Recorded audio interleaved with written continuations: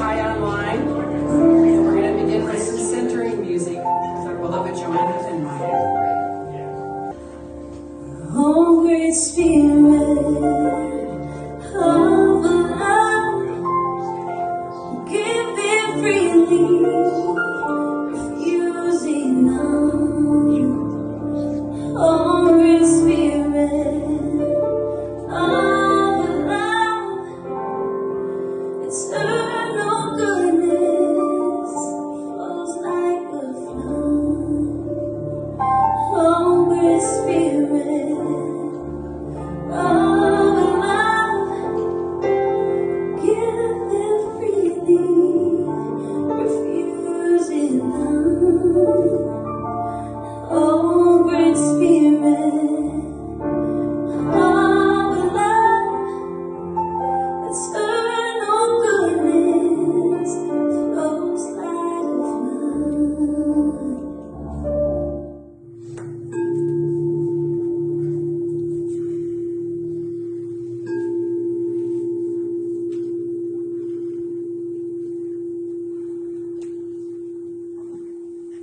I feel the presence of the divine in this room. I invite you to take a moment to breathe in the divine consciousness, knowing that God is all there is, that divine spirit operates in, as, and through all, that God is in this place. And I know that I am one with Spirit. I am a whole, perfect, and complete creation of the divine. I know that where I am, God is, and where God is, I am. I am constantly sourced, supported, and loved by the divine Spirit.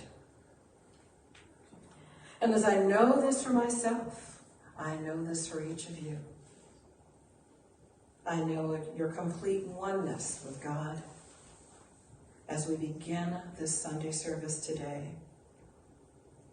I know that when I look out into the audience, I see the face of God. That when the service begins, we continue to be blessed by the voice of God through our musicians. We'll hear the voice of God through our guest speaker, Reverend Jean Phillips. We are truly blessed as we begin this journey today. And I know that the service unfolds with ease and grace, and all that needs to be said is said, and all that needs to be heard is heard.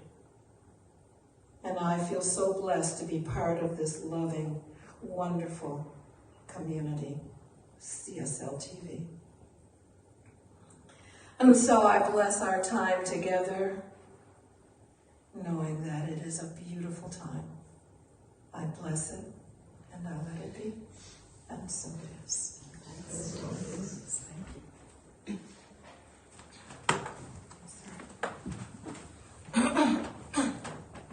Thank you, Pat. That was beautiful. Yeah, big thanks. As was for meditation this morning. It was just amazing. And thank you for the beautiful music. Wow.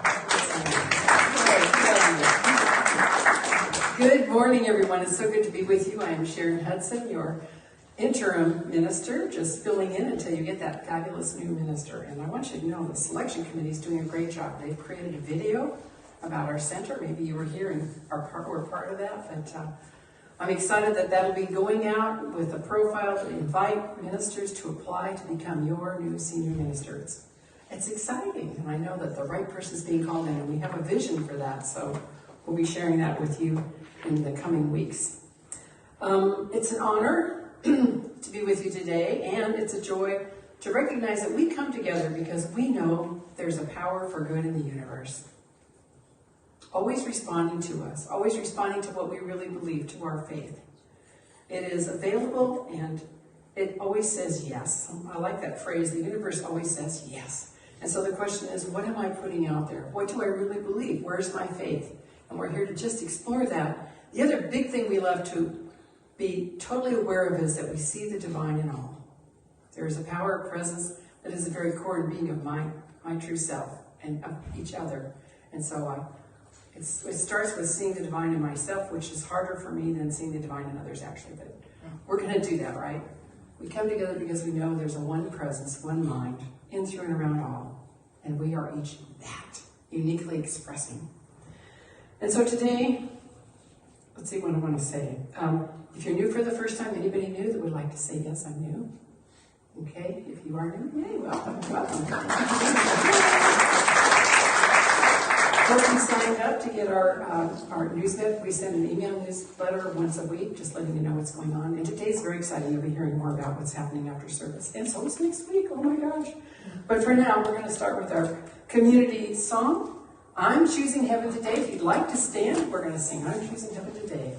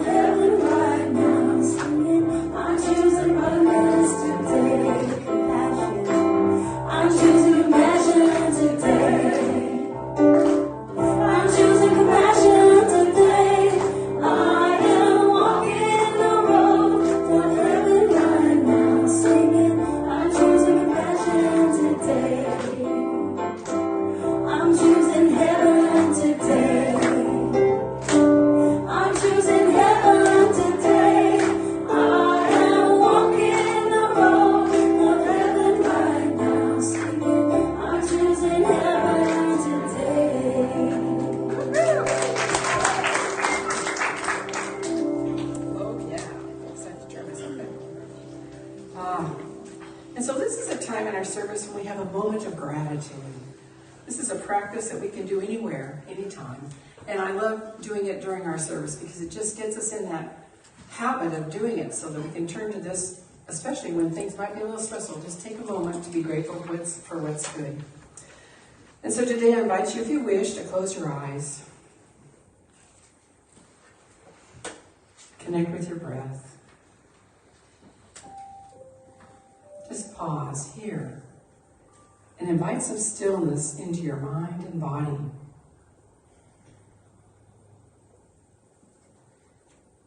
And take a moment to focus on the good in your own personal life. What are you grateful for? Just noticing what comes up. And let it grow. What else? Moving into that deep, deep sense of gratitude, appreciation, deep thanksgiving. Breathe that into your heart and let it grow and expand.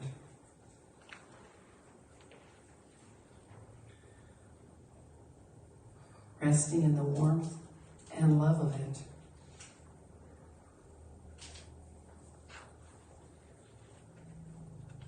And when you're ready, just gently begin to bring your awareness back to this moment, this place, and open your eyes when you're ready.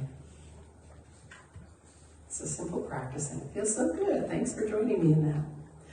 And so now we have a reading by our practitioner of the day, our beloved Pat Clark.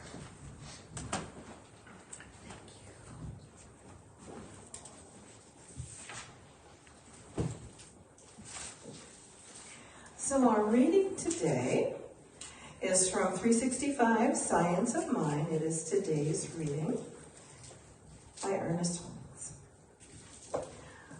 I am held in the goodness of God. I know that there is no influence, either visible or invisible, other than the influence of pure spirit acting perfectly upon all people. I know that there is no preference but love, and no power but the creative spirit. Goodness, joy, and peace abide with me today.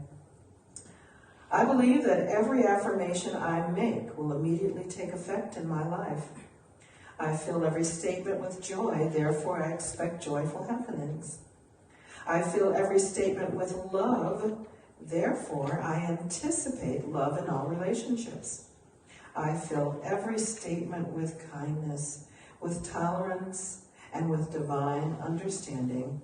Therefore, I expect all of my relationships to be harmonious. I believe with a deep inward calm that my word of faith is the execution of spiritual law in my life. I know that my word penetrates any and every unbelief in my thought. It casts out fear, removes doubts, and permits that which is enduring, perfect, and true to enter into my consciousness. I have complete conviction that my thoughts will be carried out in my experience with certainty. I have absolute reliance upon the law of God and of good. I know that it will bring everything desirable into my experience. Today, I proclaim my divine inheritance. I am rich with the richness of God. I am strong with the power of God. I am guided by the wisdom of God. I am held in the goodness of God today. And so it is. Beautiful. Wow. I wanted to clap too, Joanna. And so now we have some music, Breakaway by Kelly Clarkson with Joanna and Mike.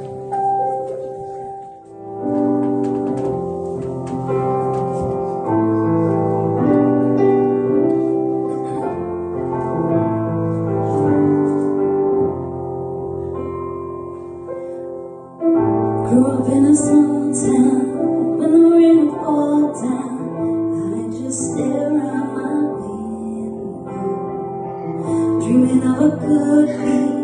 If I didn't happy, I would pray, trying hard to reach out, but when I tried to speak out, feel like no one could hear me. Wanted to belong here, something felt so wrong here, so I prayed I could break away.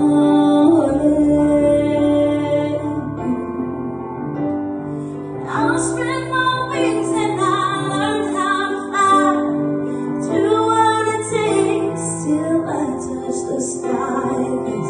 Take a chance, make a change, make a change, and break away.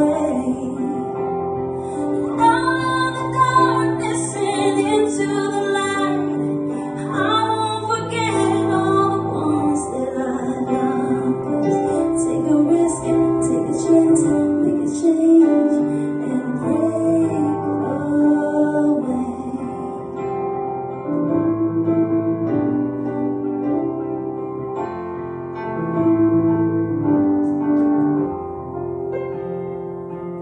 Wanna feel the warm breeze, sleep under a palm tree, feel the rush of the ocean.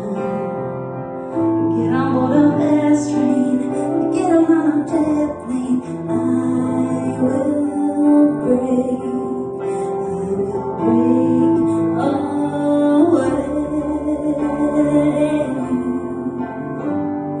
I'll spread my wings and I learn how to fly. I'll do what it takes till I touch the sky. 'Cause make a wish, take a chance, make a change, and break away. Out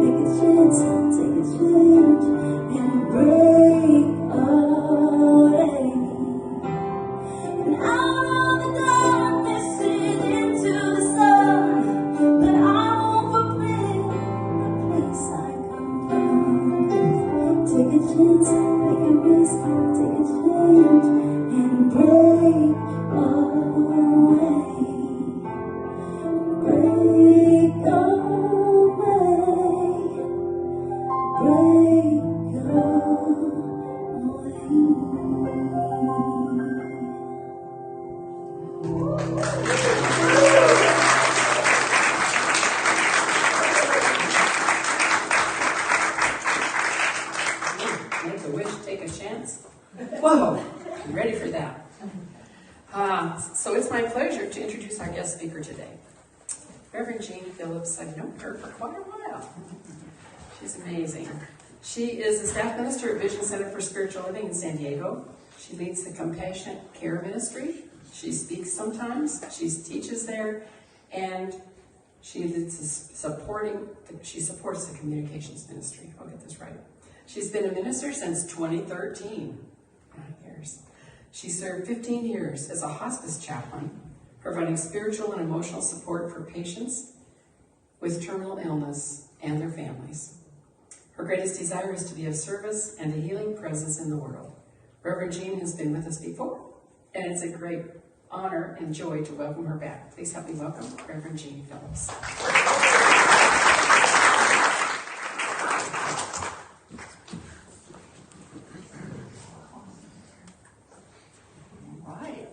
Testing, yes.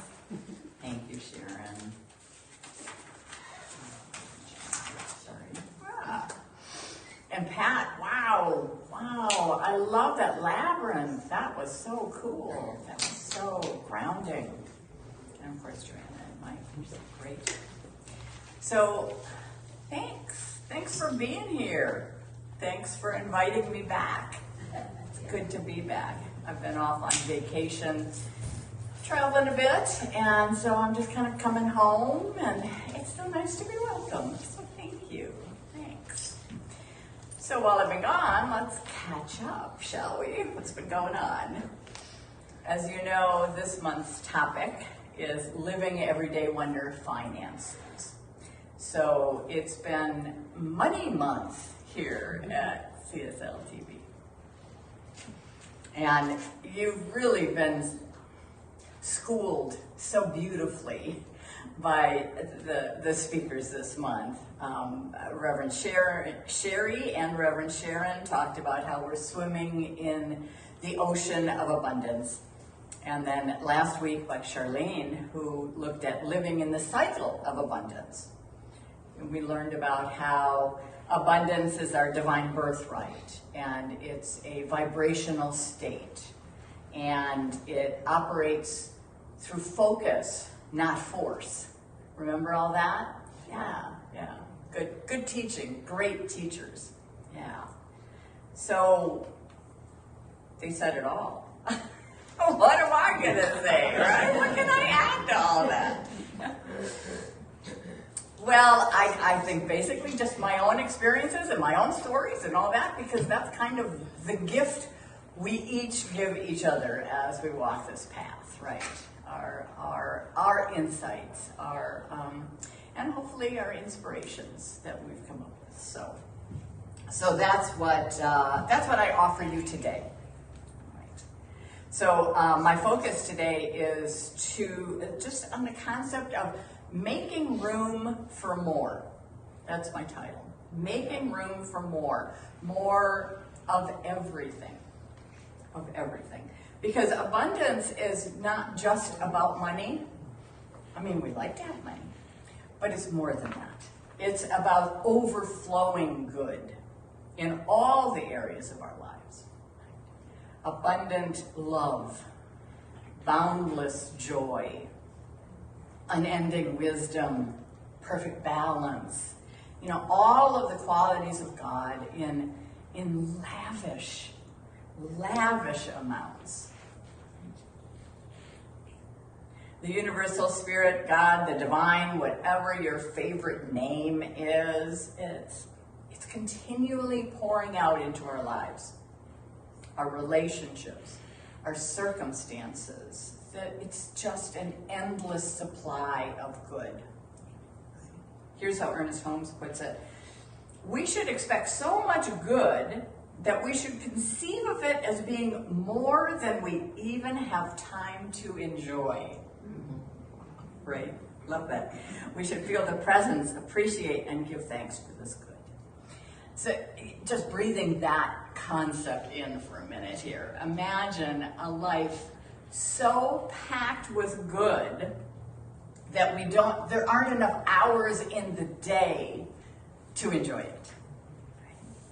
Wow, what an incredible life that would be. And that is the desire of Spirit for each of us. Right? That is the life it wants to create with us, fully, abundantly. So of course, here's the question.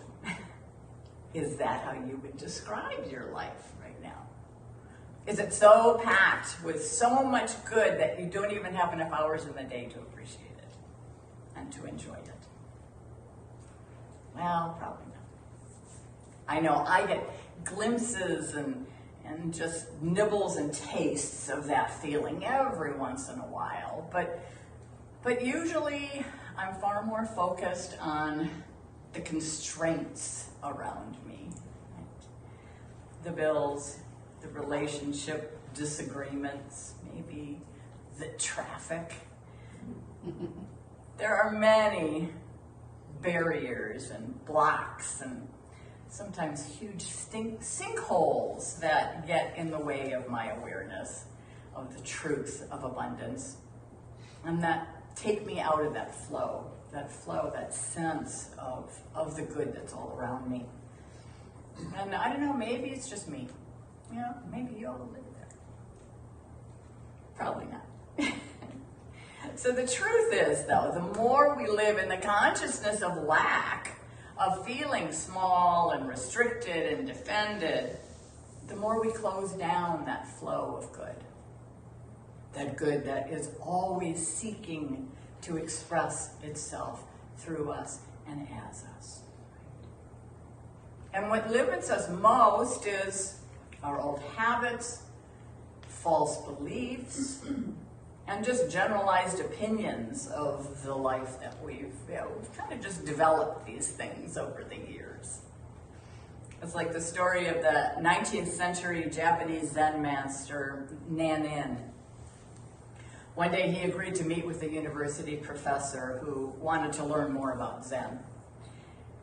And as the professor pontificated, maybe, about all the books he had read and all the things he had studied about the subject, the master served tea. And he poured his visitor's cup full, and then he just kept pouring. And the professor watched horrified and was like, hey, enough, it's overflowing. No more will go in. And Nanin said, well, like the cup, you are full of your own opinions and speculations. How can I show you Zen unless you first empty your cup? Sometimes we are just so filled with our hard-earned beliefs. Beliefs like, there's not enough. You gotta fight for your share, or only the tough survive, right? Those ideas and beliefs that fill our minds and rule our lives. And then there's just no room for the good to flow in. Ernest Holmes in Thoughts Are Things says, Spirit fills all space and animates every form. Therefore, Spirit is the true actor in everything. But, and here's the big but, Spirit can only act for you by acting through you. This means simply that God can only give you what you can take. God can only give you what you can take. And you know what? We're in charge of the spigot. We have the control. We can open it full blast or just let a little dribble out. We can fill a tiny bucket of full good or an Olympic-sized swimming pool. It's up to us. God can only give us what we can take. So how many here have taken foundations class? Foundations class, good, lots, yeah. Well, that was the first time that I ever learned about the law of abundance, and I took foundations class probably 35 years ago. But I realized, growing up, I had this firm belief and confidence that the universe was on my side and that I would always have exactly what I needed when I needed it. It was something that I counted on and something I experienced just time and time again. It even got to the point where if I had a few dollars in my, account, my checking account, I just knew there was some emergency about to happen. A car repair, a doctor bill, whatever, that's going to be exactly that amount. So I always felt like, oh, this is like magic. It's great. I always have exactly what I need. I'm very lucky. So here I am in foundations class, and the practitioner teacher, I tell him, you know what? I've got this down, right? I have abundance consciousness because I always have exactly what I need when I need it. And then he blew my mind because he said, what if you believed that you always had more than you need? More than you need. And I was like, wait, what? What? That's possible? No, that would be crazy. And the wonderful thing is, because I already had the experience of creating and accepting exactly what I needed, I also knew that I really could shift to create and accept more than what I needed. It wasn't that big of a leap. I just needed to enlarge my container, right? To make room for more. So my new belief, I always have more than I need. And once I made that shift, the result was absolutely amazing to me. Within a year, I had opened my very first savings account. I had no credit card debt, and no emergencies arose that took all my money away, right? And the most remarkable thing is, it wasn't like I got a huge raise or won the lotto. Money just appeared little bits at a time and began to accumulate around me. It happens, right? I always had more than I needed.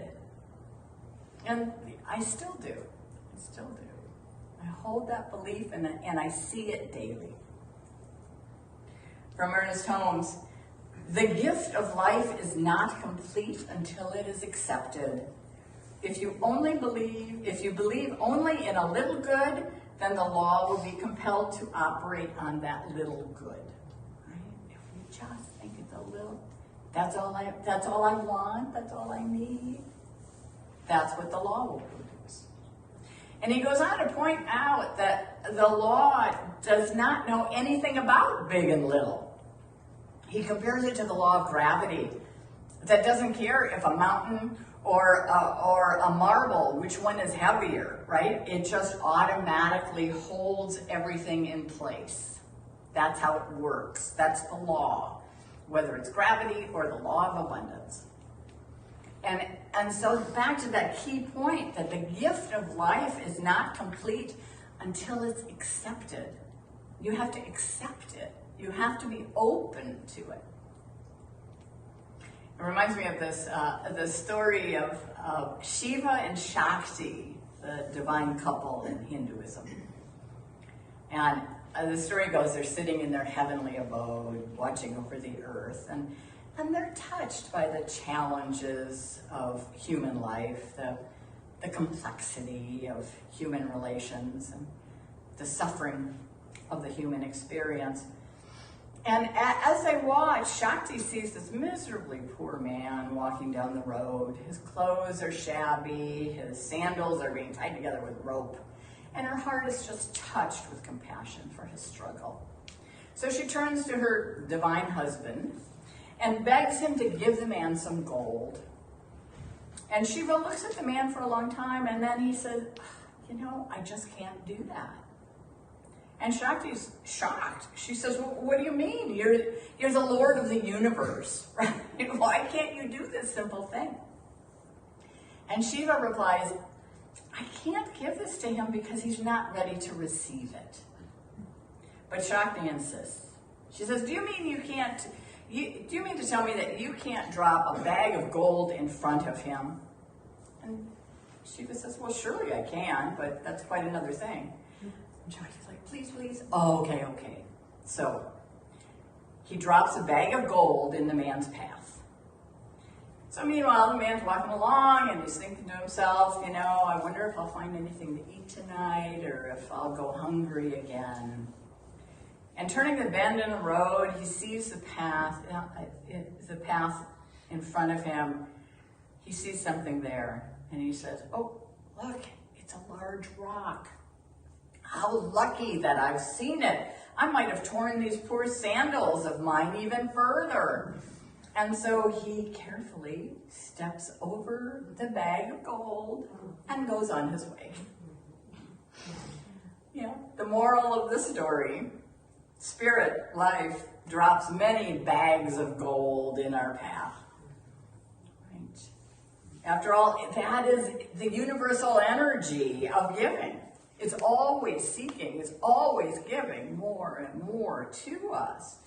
But if we're not open to receive, if we see our good as an obstacle in our path, maybe because it's not what we expected, or it looks different than what we think we need. If we're too focused on our thoughts of lack and limitation, well then those gifts just go unseen and unaccepted. So what opens us up to receive? How do we open ourselves to receive more, to take in the good? Well, you've heard it all month from your speakers, really. It's the most basic principle of our teaching. It's about developing that attitude of gratitude we talk about, right? Giving thanks for what we have. Because the law of abundance says, and we know this to be true, that the more what we focus on increases. So focusing on the good that's already in front of us will increase our experience of it. It makes room for more. I know Reverend Sharon shared a story about finding and buying her perfect house when it looked like they'd never be able to afford it. Well, I have my own. I have my own little miracle home story. So one day I was walking my dog with Michael, who was my boyfriend at the time, is now my husband. And we came upon this open house just a few blocks from the condo we were living in. And, we hadn't even talked about or considered the thought of moving, of buying a house or anything. But I was just very curious. I was very drawn to this house. So Michael held the dog while I went inside, And the minute I walked in the door, I just had this, what I like to call a ka-chunk experience. I don't know if you know what that is. It's that feeling of just rightness. Everything's in place, There's an alignment between the head and the heart. And it just kept getting stronger as I went from room to room. The house felt familiar, like I belonged there, like it was welcoming me. Just right. And I just fell in love with the house. So I come walking out and I say to Michael, oh my God, this is the house of my dreams. And he's like, here, you hold the dog. I gotta go see what your dream is, right? So he goes in. When he comes out, he says, we have the same dream. I'm like, woohoo. So, where's the realtor? Okay. And it turns out he's the owner of the house. He and his partner, who is the designer, had owned the house. And the realtor tells me, well, I'm sorry, we already have an offer. on the house, but I'm happy to find you another house in this area and to sell your condo for you. And I'm like, yeah, no, it's this house. It's this house. But yes, please help us to sell the condo. Absolutely, right? And so he agrees that to work with us and to list the condo. But you know, he is not giving any guarantee that we're going to get this house. He's like, well, we'll see what happens, right? Well, I just held in consciousness that house every day, blessing it, giving thanks in advance, accepting it into my life. I had a picture of the house as my screensaver. So every day at work, I'm looking at that house. That's my house. And because it was only a few blocks from where we were living, on my way home every night, I would sit and I would just park, and look at it and just, I'm living there, right? Imagining it, envisioning it. And in the span of 2 months, the former buyer dropped out, our condo had been sold, and we passed escrow. The house was ours. And even better, a week after moving in, we got married in the backyard and lived in that house for 18 years. Loved it. Just one of my miracle home stories. But it reminds me of a favorite saying of mine from Wayne Dyer. He says, abundance is not something we acquire. It's something we tune into. We tune into it, tuning into the good that's all around us, trusting the givingness of spirit, and then freely and confidently and generously giving back. Because abundance isn't just about receiving. It's just not about just getting things. It's about completing the cycle of good in our lives. The cycle of giving and receiving, accepting and sharing, aligning with that reciprocal nature that is spirit.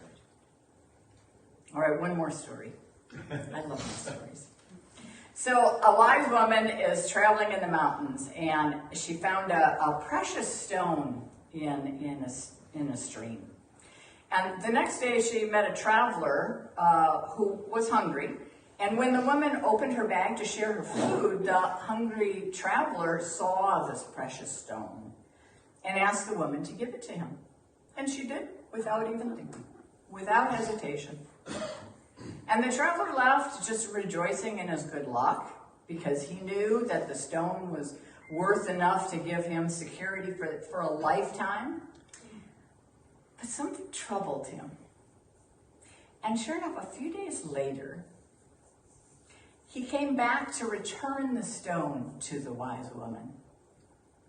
He said, I've been thinking, I know how valuable the stone is, but I give it back in the hope that you can give me something even more precious.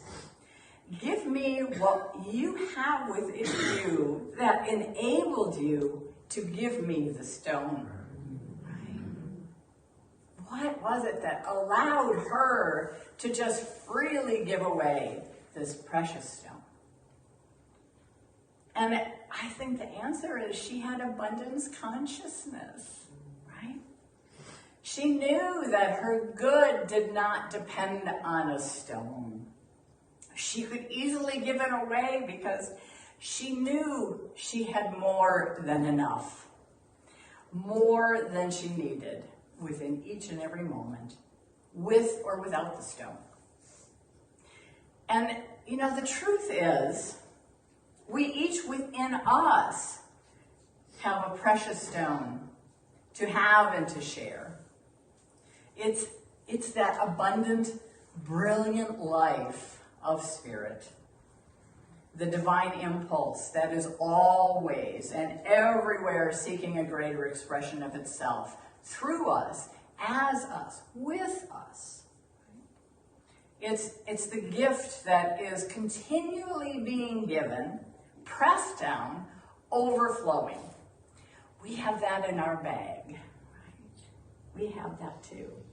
And our work is simply to know this truth at such a deep level that it's our lived experience. To trust it, to accept it, and to freely share it. That's the secret. That's the practice. That's the key to making room for more. Thank you very much.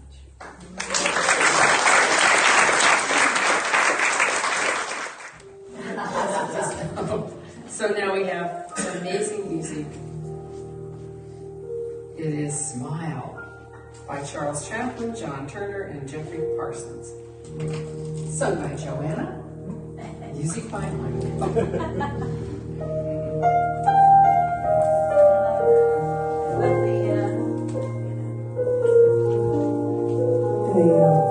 I love the attitude of gratitude. It's perfect, no matter what's happening, right?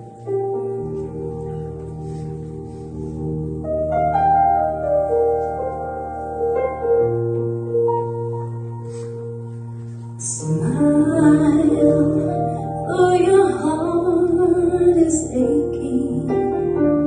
Smile, even though it's breaking. When there are clouds in the sky, you'll get by if you smile on the fear and sorrow. Smile, and maybe tomorrow you'll see the sun come shining through for you. Light of your face with gladness, hide every trace of sadness. Although a tear may be ever so near, that's the time you must keep on trying. Smile, what's the use of crying? You'll find that life is still worthwhile if you just smile.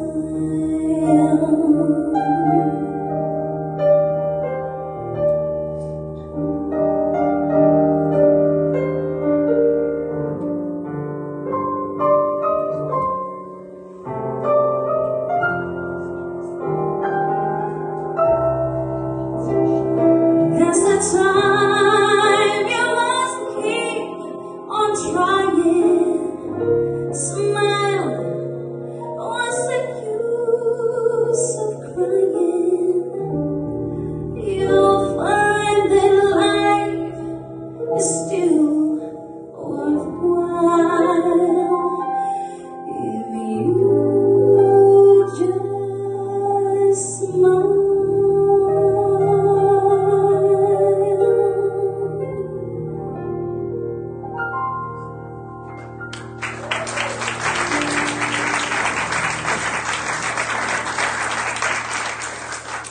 Wow, I'm smiling. How about you? So guess what time it is? It's time to give, to be in the flow of the universe, because we know as we give, we do receive, that there is... I just want to tell a story, because I have a moment. Eric Butterworth teaches this amazing thing that opened my whole mind to how things work. Did you know that when money moves, it grows things? Let's just say I bought a house. This should be in a talk. And where did the money go? I spent, $700,000 for a little house. Where did that money go? The bank. The bank. And then the bank, somehow it went to the people that did the labor and the goods, right? And so it's still out there, right? But there's a house too. Did you get that? Like when it moved, it created something. So we are in the flow of that movement, and as we give, we know that we open the possibilities to even greater inflow, frankly. And so this is a time of giving to the spiritual community, just knowing that your gifts help create what's possible here. Our music, our inspiration, our time together, our social events, and just wait, we have good things coming today. So we have, if you're online, or even if you're here, you may have already signed up for our Auto Tithe program. You can go to our website and give. And we're also going to invite the ushers forward so we can pass a basket in case you'd like to give something right here, right now today, which I'm hoping you will. So I'm just going to take a moment as they come forward. If you have a gift to give today, and even if you've already given in your own way or you're giving online, take a moment to just sense into that gift. Opening your heart into the joy of giving, because this is giving freely. And so I take a moment to bless this offering, knowing that we are each a channel of giving and receiving. And that as we give, prosperity and abundance flow right back to us. This is just the way it works. So we bless these gifts knowing they're doing great work. They're bringing the light and love to all who are searching for what we have, what we know, and the way we are. And so I release this blessing knowing the floodgates of heaven are open. We are abundantly supplied, and so it is. And will you join me in saying the affirmation today? Ready? Divine love through me blesses and multiplies all that I am, all that I give, and all that I receive. I am prosperous now. So it is. And God is my source.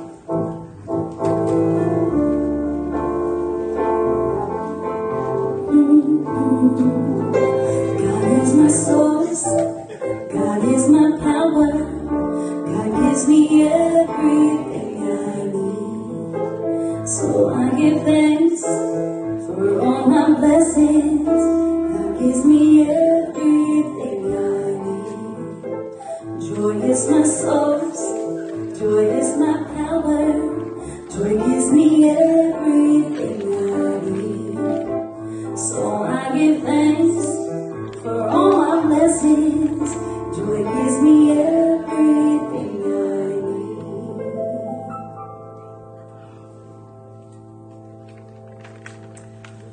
need. Lots of exciting things going on here. I just want to start with mentioning that we have a book study group. They are doing the book Happy for No Reason. That sounds good. I haven't read it yet. I want to come.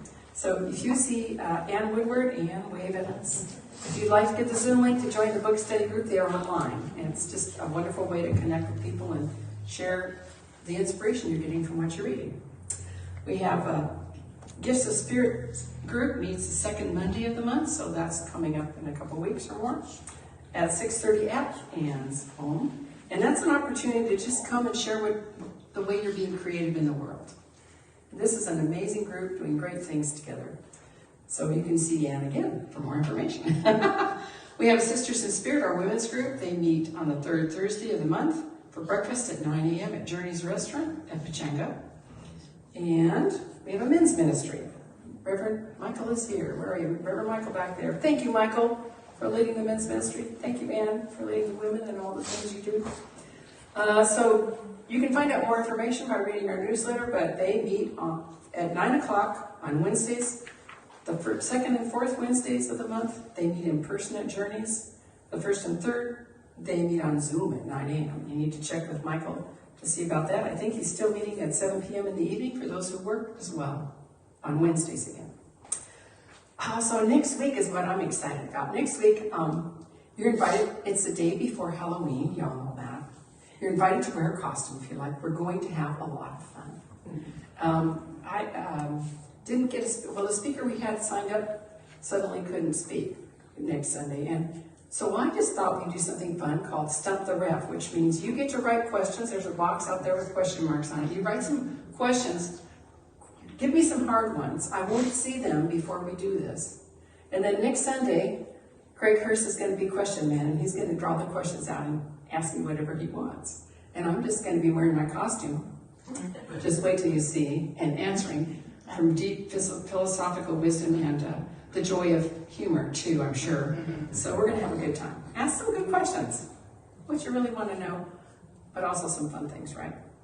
So, and after service, we are having a fundraiser, which is a pancake breakfast. So it's a suggested donation of $10. You can buy your tickets today.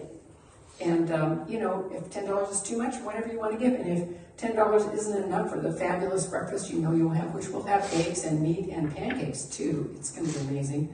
Give more to buy your ticket. I think it's a great idea. Let's see, today we're having an ice cream social.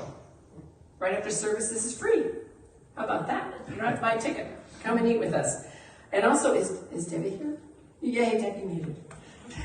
Debbie Velasquez is going to come up and share with you what's happening afterwards. She is from Braver Angels. Would you help me welcome her?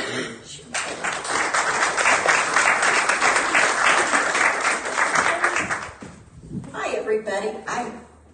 She thank goodness Debbie's here. It's because I went to the old McAlpin Court. I hadn't been there since COVID, and I went, where did they go?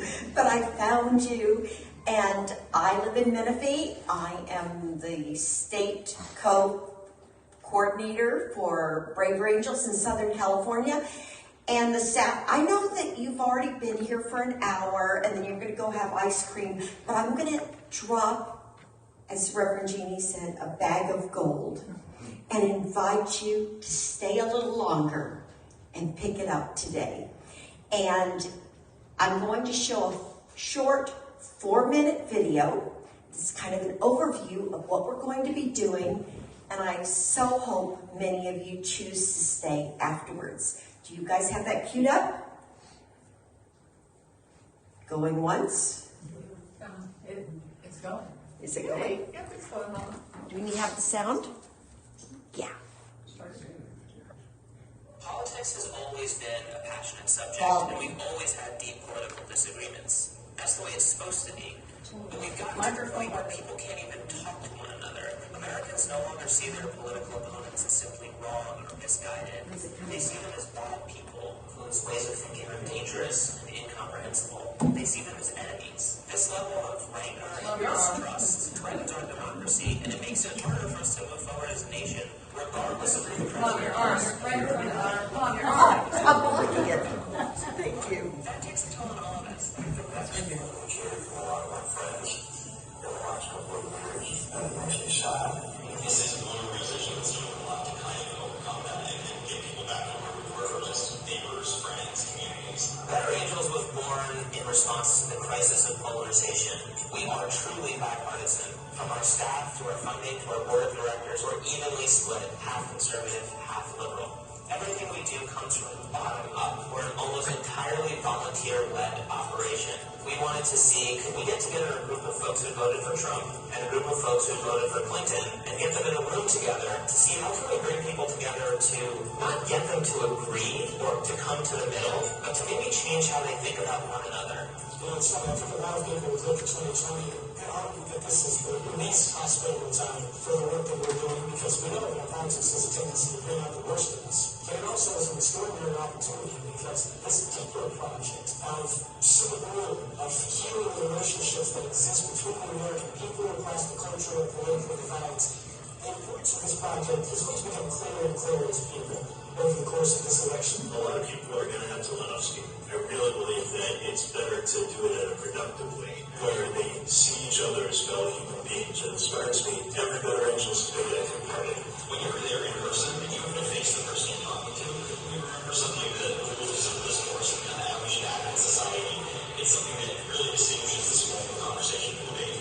It's all well and good to talk about civility and being nice to people, but the missing ingredient is courage. In 2020, we also need courage. The courage that it takes to have a difficult conversation, to put yourself out there. What we've been saying is that this year, it's not enough to call on our Better Angels. We have to call on our Braver Angels. The name Braver Angels captures the evolving spirit of Better Angels. We have to be willing to summon the courage to see the best in the other side, see the best in our fellow Americans. Courage means becoming a leader in your own community who's standing up for America, not just for your political party or your tribe or folks with whom you share an identity, by standing up for something larger that we can all believe in.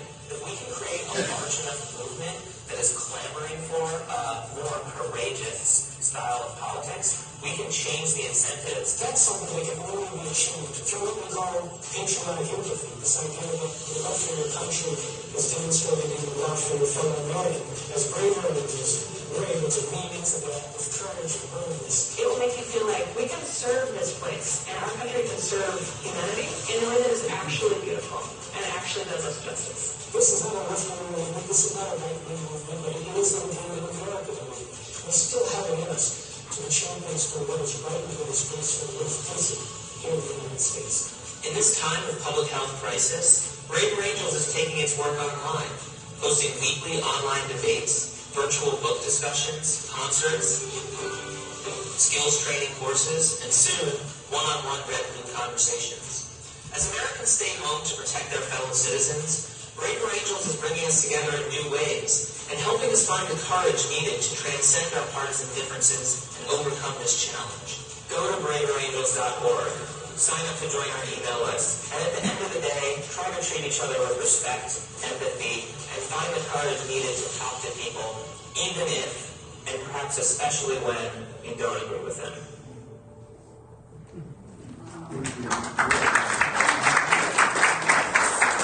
So we're going to have some interactive activities. It's going to be a lot of fun, and I hope you stick around after the ice cream social for our Braver Angels event. Thank you.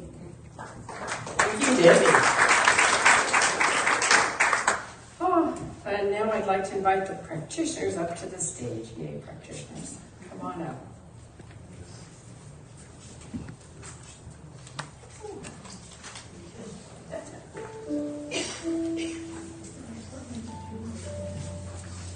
Yeah, give us a little walking up to the stage music. We need some walking up to the stage music, right?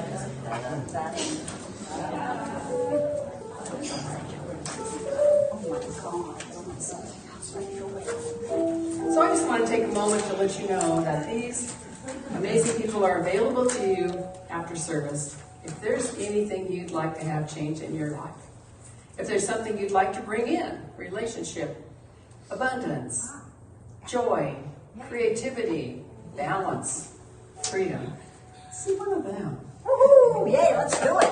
They can do that. They're also available for consultation to provide spiritual support for you on a fee basis. You talk to them about that and set aside a time to have some real deep conversation and prayer, because they're amazing. And we know prayer works. We believe in the power of prayer. I want to take a moment to say thank you to Melissa for her fabulous job today, especially holding the microphone in a weird position. And Bonnie and everybody that's made this service possible, just thank you for your service. Thank you to our musicians, and most especially thank you to our beautiful practitioners. And so I have no idea what to do next. I'm going to do a benediction, and then we're going to sing some music, okay? So if you just repeat after me, something wonderful is happening through me right now. Something wonderful is happening through me right now. It is this thing called joy. It is this thing called joy. Joy is in my mind. Joy is in my mind. Joy is in my heart. Joy is in my heart. Joy is in all that I do. Joy is in all that I do. And I am grateful. And I am grateful. And so it is. So it is. There was a time in my life I thought I had to do it all for myself. I didn't know the grace of God was sufficient. I didn't know the love of God was there. But now I can say, if you are discouraged, struggling just to make it through another day, you have to let it go.